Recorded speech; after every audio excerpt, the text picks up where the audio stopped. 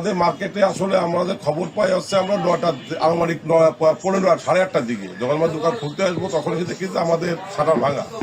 তারপরে আমরা ঘুরে দেখি যে আমাদের টোটাল 6টা দোকান ভাঙা, মানে শাটার ভাঙা।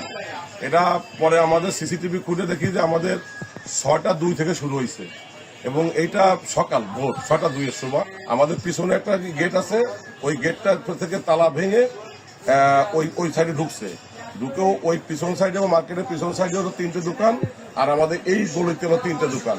মোট এই 6টা দোকানে আমাদের চুরি হয়েছে। তা এর মধ্যে RD ক্লোথ স্টোরের যে মালিক, ওনার সঙ্গে উনি বললো যে ওনার প্রায় 1,30,000 টাকা মতন। আমার নিউ মডার্ন শু আমার ক্যাশ কাউন্টার থেকে শুধুমাত্র টাকা নিয়ে গেছে, আর অন্য কিছু সেখানে আমার এখন টের পাচ্ছি না। আমার নিচে মাত্র 7,000 টাকার মতন।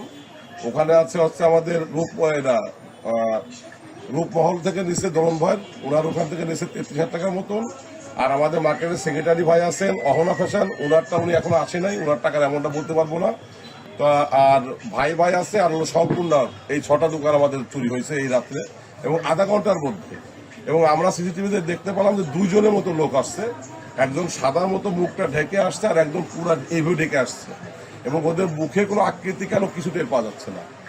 এবং ওরা যারা শোনে এরকম ভাবে ওরা আসছে যেন আমার ডয়ারে কোনো চাবি থাকে সেটাও জানে, ধরুন বা টাকা থাকে ক্যাশে না থেকে যে পাশে থাকে সেক্ষেত্রে সে টাকা বের করে দিয়েছে, ক্যাশে শান্তি নেই। মানে এত নিখুঁত চলছে আমাদের। আমার মনে হচ্ছে যে সে আমাদেরই পরিচিত কোনো একজনের মধ্যে আমাদের এরকম মনে হচ্ছে, আমি মনে হচ্ছে মানে এত যারা শোনার লোক সে সিস্টেমে নিচ্ছে এবং খুব সূক্ষ্ম বেড়ে নিচ্ছে চুরিটা। এবং আমাদের টাকার পরিমাণ সম্ভবত মনে হয় প্রায় 1,85,000 বা 2 লাখ টাকার মতো আনুমানিক একটা ধারণা আমাদের এরকম গেছে। আর বাকি আরো কিছু আছে কিনা সেটা আরো জানা যাবে পরবর্তীতে খোঁজ খবর নেওয়ার পরে। এসে দেখি যে এরকম দেখায়, তারপরে ভিতরে চুরি করে নিয়ে 1,30,000 টাকার মতন নিয়ে গেছে। আর এমনি কোনো মালামাল নিয়ে নিয়েছে, শুধু টাকাই নিয়েছে।